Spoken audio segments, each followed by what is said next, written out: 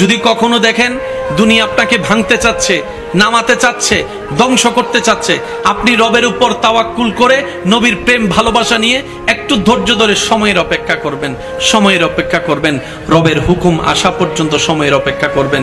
মনে রাখবেন, ভাঙ্গা জিনিসগুলাকে আল্লাহ এমন ভাবে সুন্দর করে নতুন করে সাজাবে, আপনাকে এমন সুন্দর জীবন দান করবে, যারা আপনাকে নামাতে চেয়েছিল তারা আপনি পর্যন্ত আর পৌঁছাতে পারবে না। সুবহানাল্লাহ। যারা আপনাকে টেনে ধরে নামাতে চেয়েছে তারা অনেক পিছনে পড়ে থাকবে, আপনি রবের রহমত নিয়ে অনেক দূরে এগিয়ে থাকবেন। মনে রাখবেন, শুধু একটু সয়ে যাবেন, একটু ধৈর্য ধরে থাকবেন, একটু সহ্য করে চুপ করে থাকবেন। যত সইবেন তত পাইবেন, যত সইবেন তত পাইবেন।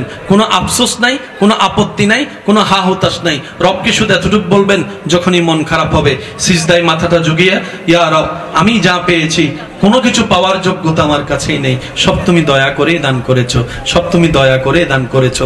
একটা জিনিস পাওয়ার যোগ্যতা আমার নাই, এই চোখ পাওয়ার মতো যোগ্যতা আমার কাছে নেই, এই কান শোনার মতো কান আমার কাছে নাই। আল্লাহ, কোনো কিছুরই পাওয়ার যোগ্যতা নাই, তুমি দয়া করে দেখার জন্য দুইটা চোখ দিয়েছো, তোমার দরবারে শুকরিয়া।